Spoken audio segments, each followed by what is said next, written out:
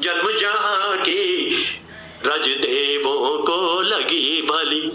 उत्तर दिश गिरिराज मुकुट सम महाउदधि पग प्रक्षाले। पश्चिम थार मरुस्थल राजत पूर्व त्रिपुरा मेघालय। विस्तृत विंध्याचल कटिराजत चंदन मलया गिरिराजे। हरित वस्त्र धानी चुनरी तन रत्न सरिस रज कण राजे। मोक्षदायिनी सप्त नगरिया सप्त सदा नीरा सरिता। तुल्य इन्हीं के देश की माटी वीर प्रसूता धर्मयुता। देश की रज में राम कथा है गीता कृष्ण कन्हैया की।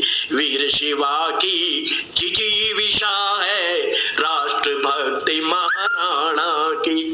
इस मिट्टी में सती का सत है अरुंधति अनुसुया के। शुचि सतीत्व की पावन खुशबू शुचि सतीत्व की पावन खुशबू धर्म द्रौपदी का महके। सत सत बार नमन है भारत सत सत बार नमन है भारत। ऋषि मुनियों की तपस्थली धारण करने जन्म जहां की। धारण करने जन्म जहां की रज देवों को लगे भली। जन्म धारण करने जन्म जहां की रज देवों को लगे भली। रज देवों को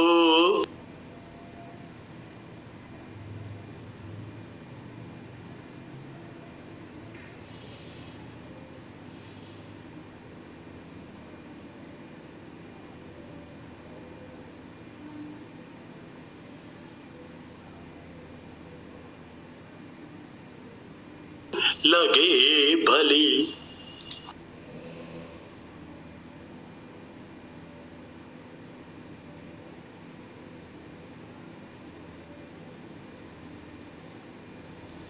तो ये था भारत वंदना।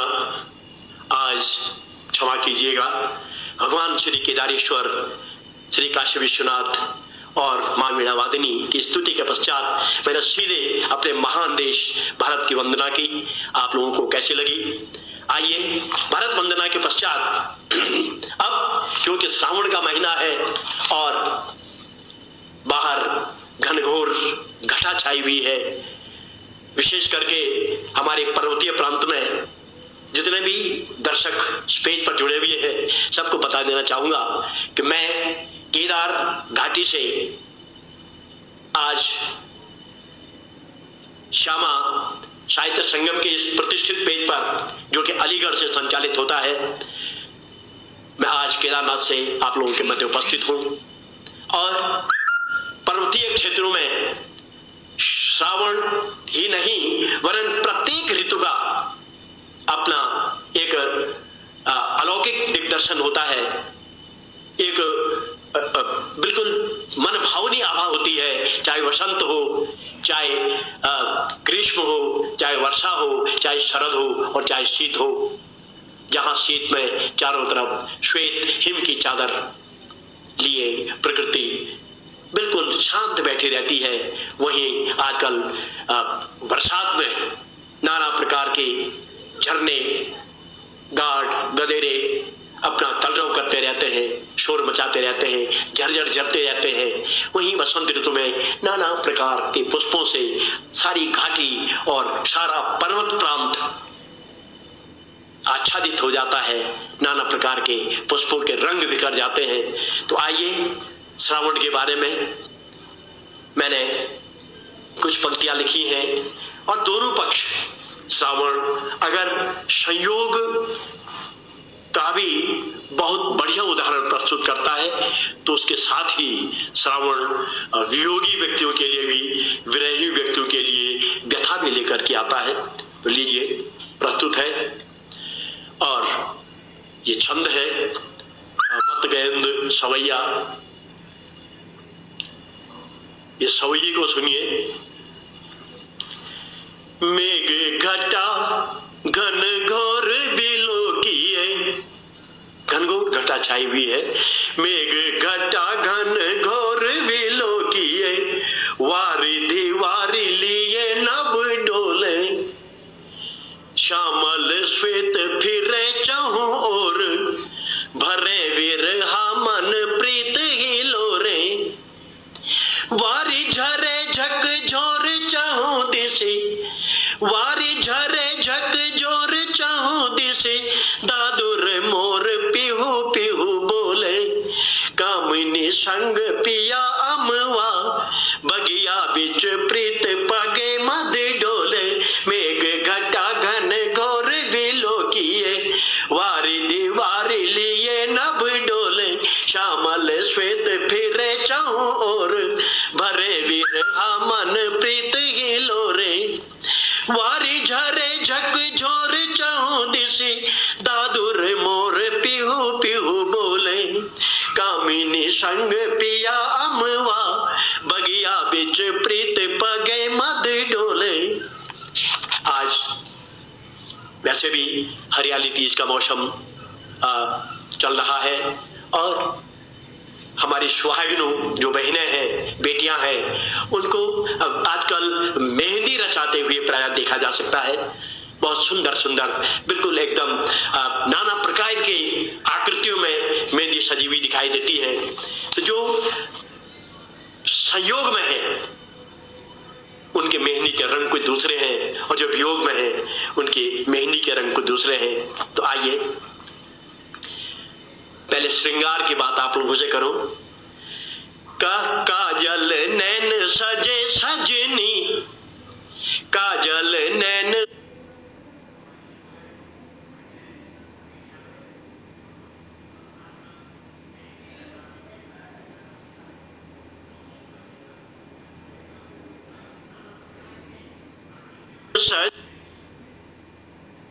नैन सजे सजनी, तिरछी करे भौह निहार रही है।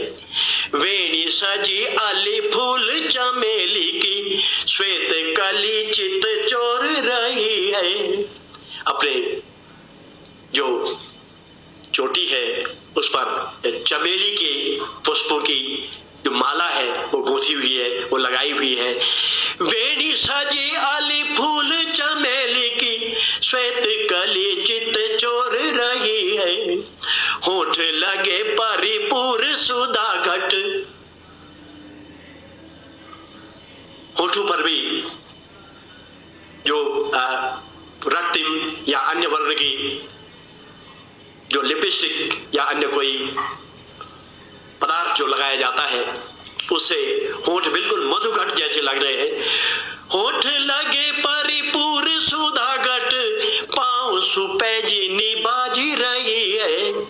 रूप निहारत मीत पियास है, आंगन में मुद डोल रही है।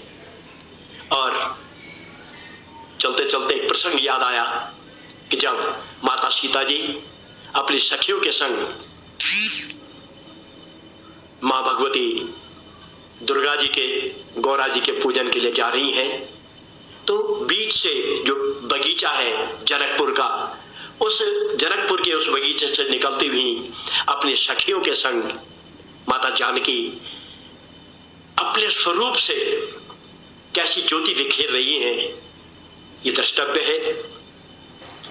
जात सखी अली साथ लिए सिया, पूजन गौरी लिए कर थारी। जात सखी अली साथ लिए सिया, पूजन गौरी लिए कर थारी। देखत रूप अनूप अलौकिक, कोटि अनंग जुहों बलिहारी। करोड़ों कामदेव मां जानकी के उस अलौकिक स्वरूप को देख करके बलिहारी जा रहे हैं। देखत रूप अनूप अलौकिक, कोटि अनंग जुहों बलिहारी। बाग सुहावन बीच सुकोमल, जान की लागत ज्योत सी प्यारी। बाग सुहावन बीच सुकोमल, जानकी लागती ज्योति सी प्यारी।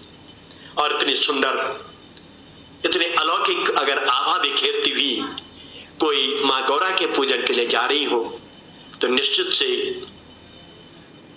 उनकी मनोकामना पूर्ण होती है। और ऐसी मनोकामना पूर्ण माँ सीता जी की भी होने वाली है। होए मनोरथ मैथिली को सच, होए मनोरथ मैथिली को सच, राम लला मिली है सुकुमारी। होई मनोरथ मैथिली को सच, राम लला मिली है सुकुमारी। जात सखी अली साथ लिए सिया, पूजन गौरी लिए कर थारी। ये तो था संयोग जो मतगेंद्र सोया बता रहा था। अब देखिए वियोग में किस तरह के शब्दों का और किस तरह के वातावरण के दर्शन होते हैं। मेघ घिरे घन घोर पिया बिन, मेघ वही है, एक तरफ तो आनंद है, आह्लाद है, खुशियां है, प्रसन्नता है, श्रृंगार है, नाना प्रकार से स्वरूप को सजाने का प्रयास किया गया है। और दूसरी तरफ मेघा वही है, बरसात भी वही है, सावन भी वही है, फुहारे वही है, बिजली वैसी ही कड़क रही है, लेकिन परिस्थितियां बदल गई है।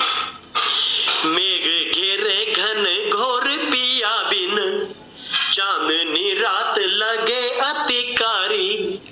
अगर खुदा न खास्ता आसमान खुल गया, चांदनी चमक रही है, लेकिन विरही मन को वो चांदनी रात काली ही नजर आती है।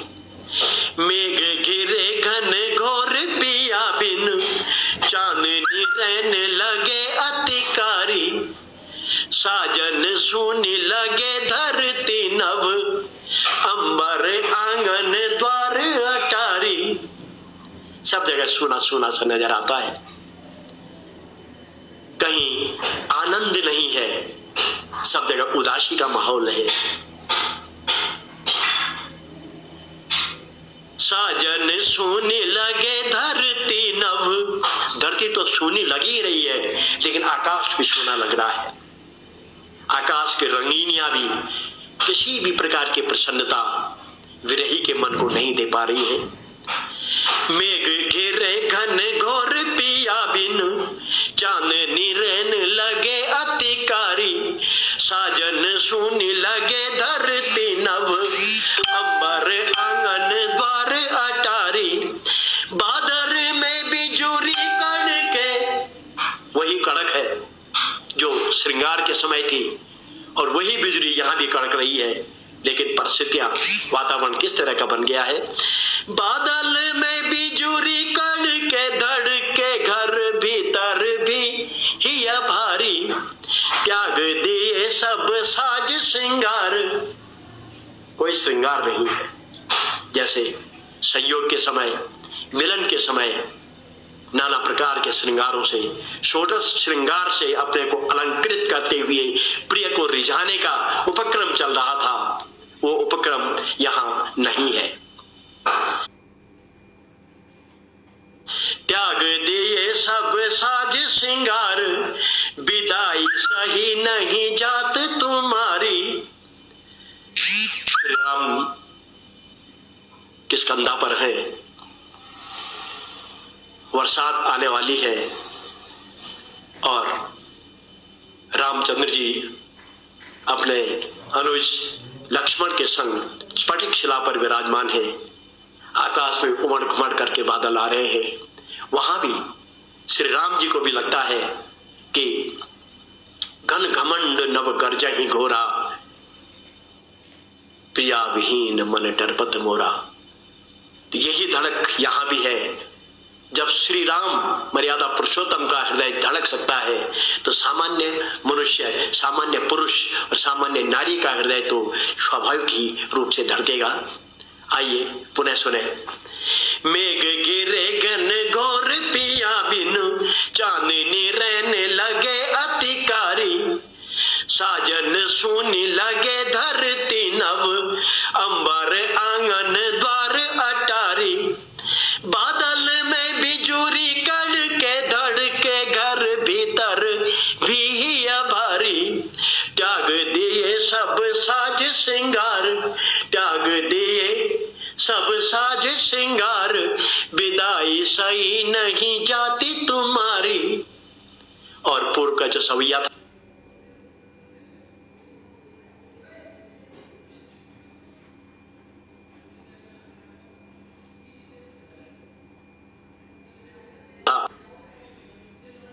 श्रृंगार का स्वरूप था, नैनों में काजल था, भौहें तिरछी थी, वेणी में चमेली के फूल गुथे हुए थे, होठों पर नाना प्रकार से होठों को भी अलंकृत किया गया था जो कि सुधा घट के समान दिखाई दे रहे थे, पैरों में पैजनी थी, लेकिन यहाँ सब विपरीत है। काजल नैन नहीं अब रोचत, काजल नैन नहीं अब रोचत, वेणी चमेली कली नहीं साजे, वेणी में चमेली की कली भी नहीं है। काजल नैन नहीं अब रोचत, वेणी चमेली कली नहीं साजे, नाच न गान सखी सहमान, वो नाचना गाना और हिरनी के समान घर आंगन में पुदकना ये सब बंद पड़ गया है प्रिया के वियोग में, और केवल गीत है तो विरह का ही गीत निकल रहा है, हृदय से आह फूट पड़ रही है, और सखियों के संग मनौती भी नहीं है, कुछ किसी से बोलना करना कुछ नहीं है, तो फिर मारना और रूठना भी कैसा। नाच न गान सखी सहमान, न पाऊं पिया अब पैजनी बाजे, और पैजनी की रुंझुन भी अब नहीं सुनाई दे रही है। किसके लिए सुनाए? पिया जो परदेश है। काजल नैन नहीं अब रोचत, वेणी चमेली कली नहीं साजे, नाच न गान सखी सहमान, न पाऊं पिया अब पैजनी बाजे, हाथ नहीं सजते अब कंगन, कानन मूरकी नाही बिराजे, राती दीवा भी रही मन रोवत, रात दीवा विरही मन रोवत, बीच ही या घन गर्जन बाजे। लगता है कि हृदय के अंदर भी विरह के बादल हर समय उमड़ घुमड़ रहे हैं, गरज रहे हैं। एक बार सुन लीजिए इस बंद को। काजल नैन नहीं अब रोचत, वेणी चमेली कली नहीं साजे, नाच न गान सखी सहमान, न पाऊं पिया अब पैजनी बाजे, हाथ नहीं सजते अब कंगन, कानन मूरकी नाही बिराजे, राती दीवा भी रही मन रोवत, बीच ही या घन गर्जन गाजे। ये था श्रावण, और इस सावन में संयोग और वियोग के दो पक्ष, वही मेघ घटा घन घोर बिलोक, ये वार दीवारी लिए नव डोले, श्यामल श्वेत फिरे चहु और, भरे विरहा मन प्रीत हिलोरे, वारी झरे झक जोर चहु दिस, दादुर मोर पिहू पिहू बोले, कामिनी संग पिया अमुआ बगिया बिच, प्रीत पगे मद डोले। कैसे लगी आपको ये चौकल जो है मत गयंद सवैया का? कमेंट में जरूर बताएंगे। आइए आगे बढ़े, और आगे बढ़कर अब चलते हैं। पहले मैं पूछना चाहूंगा संयोजक महोदया से कि मेरे लिए समय कितना तय है। ये तो कहा गया था कि आधे घंटे का आपको समय मिलेगा, और थोड़ा सा कमेंट में आप बता देते हैं कि मुझे समय कितना आपकी तरफ से देय हुआ है।